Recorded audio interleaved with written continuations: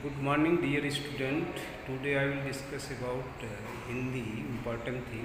चंद्रग्रहण से लौटती बेर। देख आया चंद्रग्रहण देखता हूँ दृश्य मैं, मेड़ पर इस खेत की बैठा अकेला, एक बीते के बराबर यह हरा ठिगना चना, बांधे मुरैठा शीश पर छोटे गुलाबी फूल का सजकर खड़ा है, पास ही मिलकर उगी है, बीच में अलसी हथेली देह की पतली कमर एंड सो ऑन।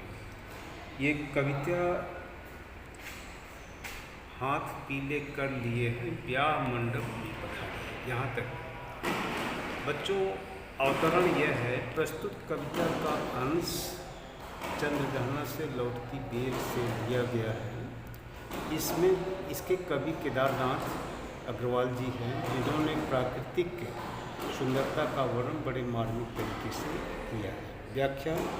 कविता के प्रारंभ में मानो कवि सूचना दे रहा है, मैं चंद्रग्रहण देख आया, लौटते हुए खेत की मेड़ पर अकेला बैठा हुआ वह खेत और उसके आसपास के दृश्यों को देख रहा है। सबसे पहले उसका ध्यान खेत में उगे हुए चने की ओर जाता है। चने के पौधे का आकार छोटा होता है। चने में गुलाबी रंग के फूल आ गए हैं। कवि को लगता है यह छोटे से कद का बित्ते भर का चना अपने सिर पर गुलाबी पाग पगड़ी बांधे सजे सवरे दूल्हे सा खड़ा है। चना और अलसी दोनों खेत में पास पास खड़े हैं। अलसी का पौधा दुबला पतला है और लचीला है, इसलिए हवा में हिलता डुलता रहता है। कविता में अलसी के 3 गुण बताए। वह है ठीली, देह की पतली, कमर लचीली। कवि को लगता है यह दुबली पतली लड़की है जो